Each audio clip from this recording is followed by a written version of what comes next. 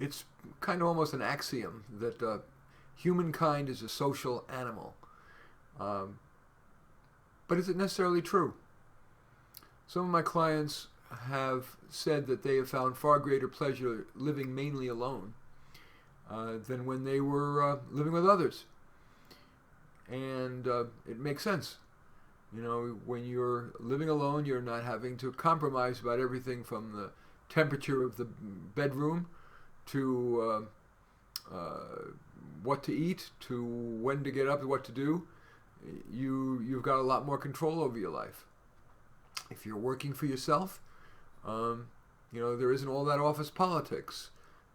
There isn't all that waiting for somebody else to do their part, and then too often you're disappointed, or they try to take credit from you. And it doesn't mean you need to be a hermit. You know, people who choose to live and work alone can, when they want, get together with folks. They can invite somebody over for breakfast, for lunch, for dinner, for drinks, for sex. But you have much more control over your existence. And so, and even parenting, it is unacceptable socially to say that having kids is more trouble than it's worth. And certainly many people do feel that having children is the best thing in their life.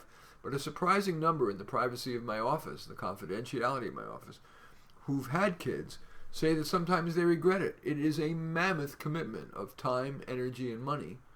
And the hoped for benefits, that is somebody to care for them in their old age or to have a lifetime relationship, only occurs some of the time. Or seeing the joys of them growing up, sometimes those joys are dwarfed by the rebellion, the drug problems, the sex problems, the school problems, the health problems, etc. So I'm certainly not asking you to live a life of solitude, but I'm asking you not to reflexively decide to follow the Joneses, to be a lemming, and couple up or have a rich, big social life. Think about whether, at least at some point in your life, it might be wiser to be solo. And that includes solo recreations. Team sports are great, but I played a hell of a lot of softball and baseball, and you spend a lot of time waiting to come up to the plate, waiting in the outfield for the ball to come to you.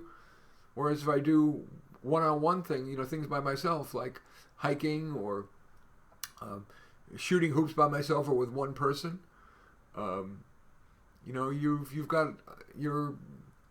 it's just more enjoyable, so for me. Or playing a video game, they're really disparaged, but they're amazing. They spent millions of dollars to develop these highly immersive games, and there's so many out there, and they're, some of them are dirt cheap. Wonderful recreation, or watching TV, or watching a Netflix movie. These are things you can do by yourself, and the pressure to get together with friends. I mean, if you want to, of course, that's great, and I do at times too. As I said, I invite people over often for one thing or another. But I just ask you to not reflexively buy into the notion that we are always social animals. Decide what's right for you. I'm Marty Nemko.